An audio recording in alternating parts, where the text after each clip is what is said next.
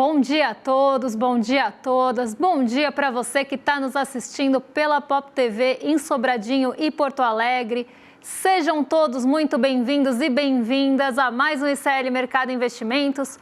Hoje, quinta-feira, dia de falar dessa bomba do IOF, mas dia também de descobrir o que mexe com o nosso bolso, porque saiu o IPCA 15. Então, a gente vai tratar de todos esses assuntos com vocês, projeções, o que realmente aconteceu, os desdobramentos dessa derrubada do IOF no Congresso, se der tempo, mas esse assunto é importante, a gente vai tentar chegar lá.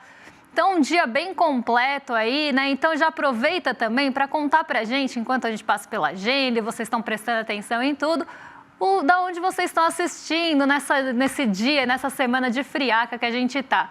Então, conta para a gente que Diego já está lá na redação para pegar o lugar de onde vocês estão falando e para dar bom dia para vocês. Agora eu vou começar pela agenda, como sempre, para a gente entender quem que fala hoje, quem não fala, o que já foi divulgado, o que tem para ser divulgado, porque tem bastante coisa importante na agenda hoje e não é aí exceção, né? Hoje tem IPCA 15, que saiu bem cedinho logo aqui no Brasil, tem sondagem da indústria, divulgação da FGV, hoje eu falei certo, graças a Deus, divulgação da FGV, sondagem da indústria de junho e o relatório de política monetária do Banco Central. Então, das 8 às 9, agenda tomada pelo nosso Brasilzão aqui.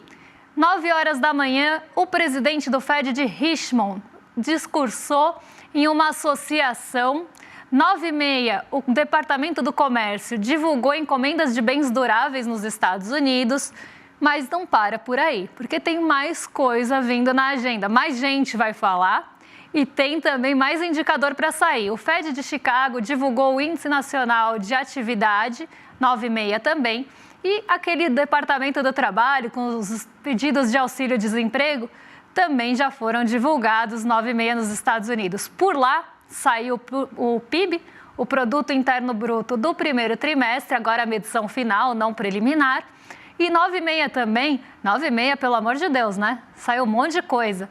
Saiu o índice de preços de gasto com consumo pessoal, o famoso PCI, só que não o fechado do mês, que eles gostam de analisar de perto, o trimestral e o seu núcleo. Aí está aqui a medição trimestral. Logo depois, em seguida, amanhã, sai o PCI mensal. Esse é o que o Fed adora, esse é o indicador que o Fed gosta de olhar de perto para tomar decisão de política monetária. Mas vamos seguir que a gente ainda está nas 9h30 da manhã, hein? Tudo isso já passou, tudo isso já foi divulgado. Agora, agorinha, tem aqui no Brasil o presidente do Banco Central, Gabriel Galípolo, ele mesmo, e o diretor de política econômica, o Diogo Guilhem, participando aí de uma entrevista para falar sobre o RPM, que foi divulgado lá de manhã. Então, o relatório da política monetária, que não é rotações por minuto, tá? É o relatório de política monetária que saiu mais cedo. E aí, agorinha, eles vão comentar. 2h15 da tarde, depois do almoço, Michael Barr, que discursa, né, diretor do Fed, do Banco Central dos Estados Unidos, em um evento do Fed de Cleveland. E às 15h30, a presidente do Banco Central Europeu, a Christine Lagarde, vai abrir um evento na Ópera de Munique. Às 4h, sai decisão de política monetária do Banxico, que aqui não é o banco do Chico Sá. É o Banco do México, tá? Então é o Banxico, se vocês quiserem em inglês, ou Banxico, como eu gosto de chamar. Como a gente tem uma série de Chicos aqui no ICL, né? Tem Chico Alves, tem Chico Pinheiro, tem Chico Sá. Aqui podia ser Instituto Chico Liberta, mas esse Chico aí não é o Chico Sá, é o Banco Central do México. Vamos seguir, porque eu acho que tem mais uma página ainda de agenda. Tem a Comissão Permanente do Congresso Nacional do Povo acontecendo na China, isso desde ontem. Tem reunião do CMN, o Conselho Monetário Nacional, e, além de tudo, tem resultado primário do governo central de maio sendo divulgado aí durante o dia. Então, um dia bem aí recheado, né? Ia falar até outra coisa, mas um dia bem recheado de indicadores e de falas e reuniões também. Então, a gente deve ter vários direcionadores, vários condutores de mercado. E isso daqui para frente, porque agora o Diego está lá na redação para contar para a gente como é que fechou o mercado ontem. Diego, bom dia, como é que você está? Bom dia, Débora. Muito bom dia para toda a nossa audiência. Aqui o chat está repleto de bom dia. Eu vou tentar contemplar o maior número de pessoas possível, mas eu não prometo nada. Vamos lá. Bom dia para Maria Helena, que está na Serra Catarinense, passando pelo combo frio e chuva. Aliás, na minha honesta, humilde e modesta opinião, o combo perfeito para se ficar em casa, mas é quinta-feira, é dia útil, é difícil a gente ficar em casa, né? Bom dia pro Ricardo, que mesmo com um frio danado, já chegou mandando um vai Corinthians, então vai Corinthians e muito bom dia pro Ricardo. Bom dia pra Andréa Tentoni, diretamente de Franca, em São Paulo. Bom dia pra Juliana Bittencourt, de Floripa, onde também tá chovendo. Bom dia para Ana Maria Trindade, de Curitiba, pra Gata Revoltada, de Minas Gerais, com muita revolta nos olhos com esse congresso maldito. Bom dia para Vilma Hoffman, de Porto Alegre, no Rio Grande do Sul. Bom dia para Cristina, de Santa Cruz do Monte Castelo, no Paraná. Gostei do nome da cidade. Enfim, muito bom dia para todo mundo. Acabei de perceber que tem muitos bons dias pro pessoal do Sul, então bom dia para toda a região sul do país também. Vamos fazer o nosso fechamento aqui. Pois bem, depois de ter fechado a quarta-feira no campo positivo, o Ibovespa voltou a cair nesta quinta-feira. O principal índice da B3 fechou com uma queda de 1,02% aos 135.767 pontos. Na seara corporativa, os nossos pesos pesados, a Vale e a Petrobras, marcaram presença entre as quedas no dia de ontem, né? As ações da Vale e as ações preferenciais da Petrobras recuaram no dia de ontem.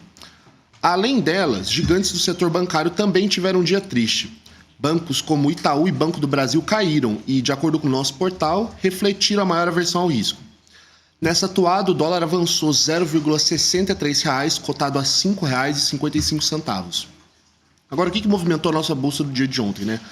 Foram algumas coisas, né? Primeiro, teve divulgação das contas externas pelo Banco Central, que ficou abaixo das projeções do mercado. Olha só o mercado errando mais uma vez nas suas projeções, né? Mas, enfim. Teve a Fitch Ratings também mantendo a nota de crédito para o Brasil, mas, porém, contudo, entretanto, todavia, alertando para os supostos problemas fiscais que nós temos. E por último, mas não menos importante, teve derrota do Executivo na queda de braço com o Congresso a respeito da elevação do IOF, né, o Imposto sobre Operações Financeiras. Já no exterior, especificamente em Nova York, as notícias também não são muito animadoras. Mesmo com o arrefecimento das tensões comerciais e do cessar-fogo entre Irã e Israel, as bolsas de Nova York fecharam mistas. Inclusive, o Laranjinha, presidente dos Estados Unidos, Donald Trump, voltou a direcionar seus ataques para o Jeremy Powell, presidente do Fed, que é o Banco Central dos Estados Unidos, e inclusive alguns dias atrás ele chegou a sugerir a possibilidade de nomear a si mesmo para o cargo de presidente do Banco Central, já que, na opinião dele, ele sabe mais de juros e de política monetária que o economista que ocupa o cargo de presidente do Banco Central. Eu queria ter 1/100º da autoestima do Trump. Com tudo isso no radar, o Dow Jones recuou 0,24%, o S&P 500 fechou literalmente no 0 a 0, sem variação, e o Nasdaq avançou 0,31%. Débora, vou te passar a palavra, já querendo entender um pouco melhor o que explica a queda da Petrobras no dia de ontem, mesmo com uma recuperação do petróleo. Bom, a gente tem alguns fatores, né? Porque não foi só a Petrobras que caiu, a gente teve uma queda generalizada na nossa bolsa. Pouquíssimas ações ficaram no terreno positivo ontem. Foram poucas que conseguiram fôlego para isso. E esse movimento generalizado, ele pode ser explicado com a desconfiança do mercado. Mais uma vez, em relação ao cenário doméstico, em relação ao cenário fiscal. Quando a gente começa a ter esse tipo de preocupação, a coisa dissemina. Então, não importa, claro que se tiver uma empresa mais ligada aqui às nossas questões domésticas, à nossa economia doméstica, ela vai sofrer mais. Mas isso acaba contaminando de forma geral. E a gente não pode esquecer que a Petrobras ela é uma empresa estatal. E as estatais também acabam sofrendo mais em cenários como esse, principalmente em desconfiança do mercado em relação a posicionamentos do governo. Então, e aí do governo de forma geral, a gente tem uma série de fatores ontem que acabaram levando esse pessimismo para a nossa bolsa. A derrubada a possível derrubada, que estava em discussão ontem, durante a sessão, a possível derrubada do IOF é uma delas, a votação do imposto de renda e do aumento da isenção também, porque o mercado não está muito a favor desse aumento de isenção. Tudo isso, né, em nome daquela defesa do fiscal, que normalmente a gente sabe que é mais blá blá blá do que qualquer coisa. Então você vê um mercado preocupado, entre aspas, que é como eles gostam de falar, com a situação fiscal do Brasil, com o aumento dos gastos públicos e a menor arrecadação. Mas, na verdade, o recado que está sendo dado, e a gente vai retomar isso, então não vou tomar muito tempo aqui agora, o recado que está sendo dado é: gostaríamos que fossem feitos cortes de gastos, não qualquer outra medida de arrecadação tributária. E aí a gente vai discutir um pouco isso daqui a pouco, quando a gente for falar do IOF, mas o recado é esse. Então, o mercado descontente com tudo isso que aconteceu, essa queda de braço entre o Congresso e o governo federal, principalmente, trouxe todo esse sentimento de preocupação, porque, nossa, eles são tão galera, né? Eles estão tão preocupados, mas não com você. Então, você tem essa tal preocupação contaminando o mercado, e aí foi todo mundo para o terreno negativo junto. Ficaram, se não me engano, 8 ações no terreno positivo, de todas as 80 e tantas que estão no Ibovespa. Então, você vê que realmente foi um sentimento disseminado e que acabou aí pegando todo mundo. Até poderia ter uma recuperação maior de algumas empresas que poderiam ganhar um fôlego pelo exterior, mas isso não aconteceu, pelo exterior ou pelo mercado internacional das commodities, mas isso não aconteceu e a gente viu esse tal sentimento negativo pairando ontem. Agora, para não perder tempo e a gente conseguir chegar em todos os assuntos que a gente precisa, vou devolver para a redação, para o Diego contar para a gente o que o mercado estava esperando do IPCA 15, hein? Será que ele estava mais otimista, mais pessimista? Porque o mercado, né, tem esse... Eu acho muito engraçado a gente falar que o mercado tem sentimento como se ele fosse uma pessoa. Mas ele é um conjunto de pessoas que também tem nome, CNPJ e tudo mais. Diego, conta pra gente, o que eles estavam esperando do IPCA 15? Pois é, Débora, antes da gente entrar nisso, é sempre bom lembrar que o mercado tem endereço, CPF, né, tem nome, etc e tal, não é uma entidade metafísica não, mas vamos lá, chegou o momento do nosso quadro, que é o meu quadro favorito, o mercado errou ou errou? Pois bem, a prévia da inflação oficial do país, o IPCA 15, deve perder força neste mês de junho, de acordo com as projeções do mercado. A expectativa era de desaceleração de 0,36% em maio para 0,31% agora no mês de junho. No acumulado de 12 meses, a inflação também deve ceder um pouco, de 5,40% para 5,32%. A principal explicação das projeções dos economistas se baseou na queda dos preços de alimentos in natura, como frutas, verduras e legumes, que devem ajudar a compensar o aumento da conta de luz. Isso porque a bandeira tarifária subiu, o que deve fazer com que a energia elétrica pese no bolso e impulsione o grupo habitação como um todo. Já o setor de saúde e cuidados pessoais deve também ter um alívio com queda no preço dos medicamentos. Enquanto isso, no setor de transportes, a expectativa era de alta nas passagens aéreas e recuo nos combustíveis, fazendo com que o saldo do grupo seja de estabilidade.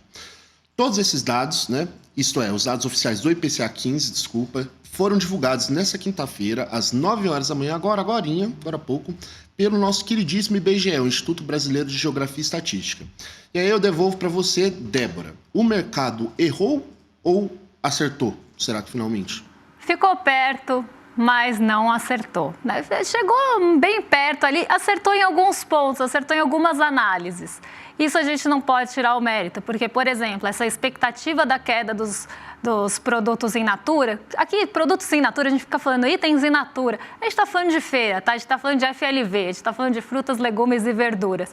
É disso que a gente está falando quando a gente fala em alimentos in natura. Porque a gente fica colocando esses nomes, né? E aí parece que complica tudo. Eu gosto de traduzir.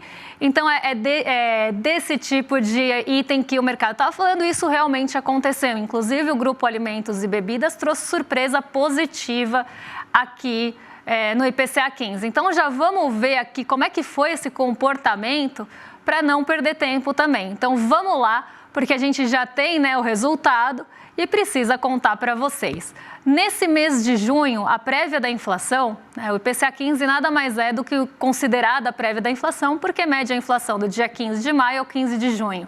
Então já pega pelo menos metade do mês de junho, já tentando buscar uma tendência, um cheiro, como a gente brinca, do que deve vir no IPCA final, na medição que vai ser divulgada no mês que vem, assim que o mês fechar. Então, em junho de 2025, o IPCA 15 ficou em 0,26. Ficou perto ali daquela média mediana do mercado, até um pouco abaixo da média mediana do mercado, mas o mais importante aqui é que o IPCA 15 mostrou desaceleração em relação a maio. Então, em relação ao mês passado, a gente sai de um IPCA de 0,36 para 0,26 agora, então uma desaceleração importante. E em relação a junho do ano passado, o comportamento também foi mais tranquilo, mais arrefecido, porque em junho do ano passado a inflação estava em 0,39. Então a gente gosta de comparar mês com mês, né? Então, por exemplo, junho com junho, em anos diferentes, porque tem alguns fatores sazonais e esses fatores acabam acontecendo todos os anos. Se você tem ali, né, ou deveriam acontecer, porque agora também o clima está uma maluquice, mas se a gente tivesse, por exemplo, efeitos de, por exemplo, queda de temperatura, que trazem, né, alguns arrefecimentos para bens, por exemplo, os in natura, que sofrem com a alta da temperatura, em junho, normalmente, isso já começa a cair. Então, você tem, né, esse efeito todos os meses. Mas se você tem, ou todos os anos, ou deveria ter pelo menos. Mas se você tem um comportamento abaixo do mês ou do ano passado, quer dizer que alguma coisa mudou de um ano para o outro. Então é importante a gente comparar períodos iguais, porque normalmente tem efeitos parecidos. E aí a gente vê também que o mês de junho de 2025 teve um comportamento mais tranquilo e menor em medição do que junho do ano passado. Nos 12 meses, pode voltar aqui na tela, porque ainda tem o acumulado do ano, que ficou em 3,06, e nos 12 meses também ficou abaixo, claro, da média mediana do mercado, porque o comportamento do mês ficou abaixo. Então, nos 12 meses, a gente teve um acumulado aí de 5,27. Vamos entender como é que fica isso na tendência ali meio que de longo prazo, porque olhando meses anteriores, a gente consegue ter essa visão melhor de desaceleração. Então, o que a gente vê aqui? Né? Em janeiro de 2025, a inflação estava em 4,5% no acumulado em 12 meses. A gente vê que dali para frente, ela só sobe. Então, a gente vê uma aceleração inflacionária. Por quê? De janeiro para frente, a gente teve medições altas do IPCA 15, então 1,23, 0,64, 0,43, 0,36.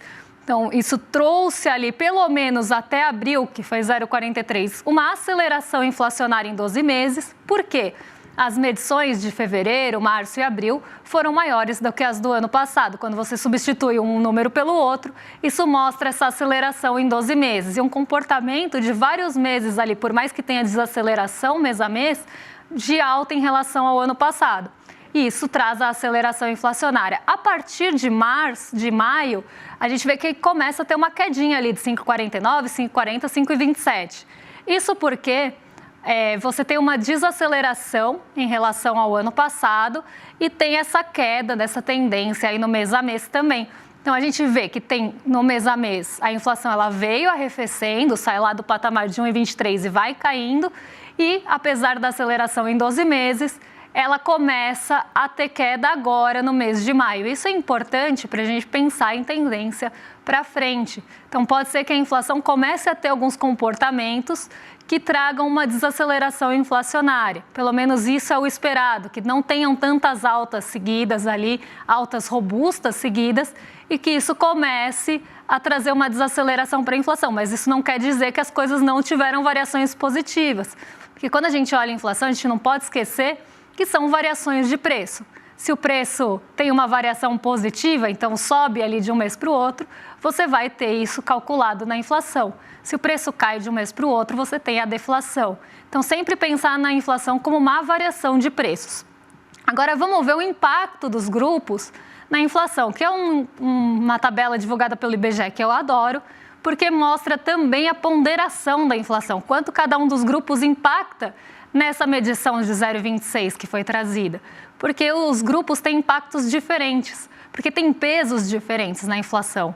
E isso também ajuda a gente a entender que nem sempre a inflação que a gente sente no bolso, que é microeconômica, reflete ou é muito parecida com a do IBGE, que é macroeconômica. Até porque o peso da nossa cesta de consumo pode ser completamente diferente disso e pode ter itens que também são diferentes do que é calculado aqui. Então, eu gosto desse gráfico porque ele traz essa noção para a gente. O grupo alimentação e bebidas deflacionou nesse mês. Então, teve uma variação de preços negativa na média, né, para a maioria dos itens. E aí, o impacto da inflação foi zero. Ele não trouxe impacto na inflação desse mês. Quem que trouxe um impacto grande na inflação esse mês? A habitação. Então, aqui também o mercado acabou acertando lá na prévia deles, né? Porque a habitação subiu 1,08 no mês de junho e teve um impacto de 0,16. Quase toda a inflação, quase todo o impacto inflacionário, né? Mais do que a metade do impacto veio do grupo habitação. E o que subiu esse grupo habitação? Que preço que subiu tanto para que tivesse 1,06 de alta, 1,08, desculpa, de alta e 0,16 de impacto? Justamente a conta de luz, que mudou de bandeira de novo, foi para vermelha 1, e isso encareceu os preços da energia elétrica. Artigos de residência, um impacto bem pequeno, né, de 0,01, o vestuário 0,02, os transportes 0,01, e aqui bem interessante, porque quando a gente olha energia de uma forma geral, se esperava sim a alta da energia elétrica, mas se esperava ao mesmo tempo os combustíveis deflacionando ou puxando essa inflação para baixo. Então, por mais que tivesse essa alta da energia elétrica, tanto os itens in natura, a nossa feira, como também aqui os combustíveis, tinha uma expectativa de que isso puxasse e segurasse a inflação. Saúde e cuidados pessoais 0,04, com uma alta de 0,29, e cuidados pessoais e despesas pessoais 0,19, com 0,02 de impacto. Então, aqui a gente consegue ver que foi o grupo habitação que realmente teve essa maior contribuição para a variação inflacionária. Mas vamos ver os itens, vamos ver o que pressionou o nosso bolso, o que não pressionou o nosso bolso esse mês, se teve algum alívio. E eu vi que Bad Dog já está aqui com a gente. Tenho uma excelente notícia para Bad Dog, porque a gente teve uma variação mensal negativa nos ovos, viu? Então, os ovos estão ficando menos pressionados, viu, Bad Dog? Então, você que sempre quer saber dos preços dos ovos e do cofrinho, fique aí sabendo que tivemos deflação nos ovos esse mês. Aves e ovos, no geral, caíram 0,53, mas ainda tem um acumulado em 12 meses de 5,82, acima da média do índice geral.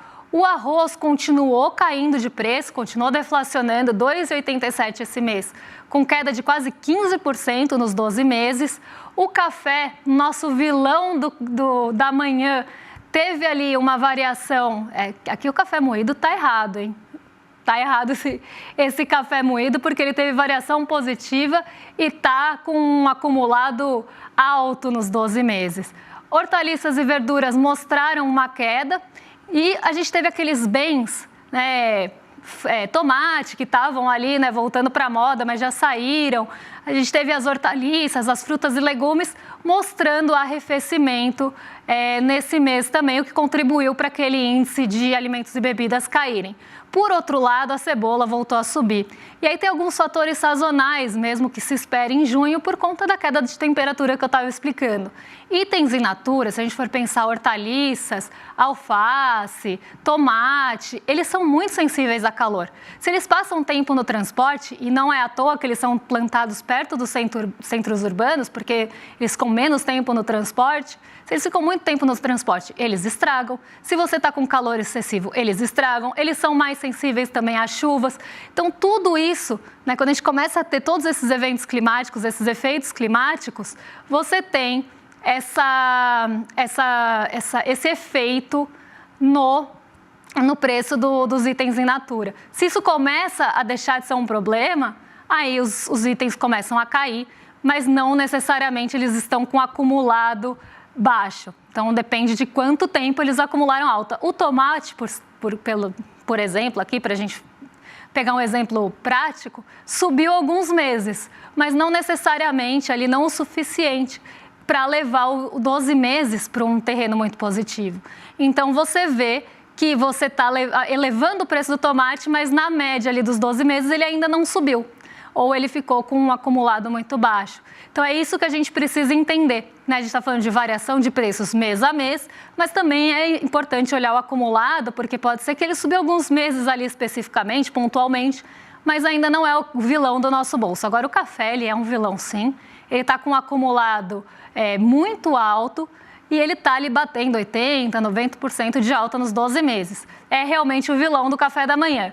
Agora, vamos ver os preços de energia, como é que ficaram, porque a gente teve também movimentação nesses preços energéticos que a gente chama. O que são preços energéticos? A energia elétrica de fato, combustíveis, temos todos esses itens aí deflacionando, inclusive, exceto a energia elétrica, que subiu. Mas ainda, olha que interessante, a energia elétrica subiu de novo. Mas o acumulado em 12 meses não é um acumulado tão alto, porque ela passou algum tempo mais contida. Agora que você está tendo a falta de chuvas, o acionamento das termoelétricas, a bandeira vermelha, e isso faz com que ela tenha um acumulado em 12 meses de 0,59. Ou seja, meses anteriores ela não estava em alta. A variação não era positiva de preços, era negativa. E eu não gosto de falar variação positiva e negativa porque dá o efeito contrário na gente, né? Variação positiva é ruim para a gente e variação negativa é boa. Mas é só para vocês entenderem queda e alta aqui. A gasolina caiu 0,36, o etanol subiu 0,22, o óleo diesel voltou a arrefecer. Então, a gente vê que os itens mais voltados à casa subiram, que a gente está falando de botijão, gás encanado, mas os veículos não tanto. Então, os veiculares acabaram realmente aliviando a inflação. E os itens mais voltados para o uso doméstico ali, na energia, puxaram a inflação. Isso ajuda a explicar por que combustíveis e transportes caíram e artigos de residência subiram, pressionando o nosso bolso. Infelizmente, não vai dar para a gente falar de IOF. Amanhã eu trago isso e aí também tem o dia inteiro para pistolar, porque esse assunto me tira do sério. Falar de desigualdade tributária é uma coisa que realmente mexe com o meu humor, então amanhã a gente fala disso. Agora eu vou convidar vocês para se inscreverem em iclmercado.com.br. Para quê? Para assistir a nossa aula de domingo. Eu espero estar lá com vocês no domingo também. Então eu e Edu, né, eu sempre entro um pouquinho ali para conversar com vocês na aula também. Eu e Edu estaremos no domingo prontos aí para falar sobre investimentos, né, e a gente vai entender também onde, né, e como lidar com essa turbulência toda que a gente está vendo acontecer. É juros que sobe, é expectativa de juros que vai lá para as alturas, é Donald Trump falando besteira na República Laranja, é um monte de coisa acontecendo ao mesmo tempo, banco disputando vocês. Então, tudo isso gera dúvida mesmo do que fazer, né? A gente fica no meio de tanta informação e às vezes não sabe ali para onde ir. Mas investir não é uma coisa de outro mundo, é para todos. E é isso que a gente quer contar para vocês. Então, iclmercado.com.br para garantir a vaga e ficar com a gente no domingo. E agora, eu já vou mandar para os nossos vizinhos de cima. Aliás, quem estava elogiando aqui no chat, o nosso colega de boné, William De Luca, era o seu boné que estava sendo elogiado. Então, era o William que estava de costas e o boné dele é realmente lindo, eu também acho. Então, agora já estou entregando para eles e por isso que a redação ficou vazia, viu? Para quem falou, o povo foi almoçar. Não. O povo foi lá para o rolê, que era o povo do rolê que estava atrás da gente. E agora eles já estão prontos para receber vocês, já estão nos seus postos. Então, eu entrego para eles agora e amanhã eu estou de volta. Um beijão e até lá. Sabe que para muita gente, às vezes sobra no fim do mês. É difícil, mas às vezes sobra um pouquinho de dinheiro. E ele fica lá no banco. O banco pega esse dinheiro, empresta para outros, cobra juros altos e ganha em cima do que você deixou lá. Você precisa saber investir. Investir não é só para quem tem muita grana, não. Pode ser para você também que consegue poupar um pouquinho a cada mês. Agora, investir como? É essa a dica que a gente quer dar aqui no ICL. Eduardo Moreira, que veio do mercado financeiro, que conhece as armadilhas dos investimentos, vai dar uma aula online, gratuita, para ensinar para você. Investir é para todos. Vai ser no dia 29 de junho, às 8 da noite, é num domingo. E aí, Chico, vamos me incorporar, amigo? Velho, agora... Rapaz, que estampa é essa, rapaz? Gostou? Comprei na loja de CL. Pô, tá agorinha. Vista a coragem. Leve a luta com você. Camisetas da comunidade mais corajosa do Brasil. Acesse souicl.com.br e garanta já a sua.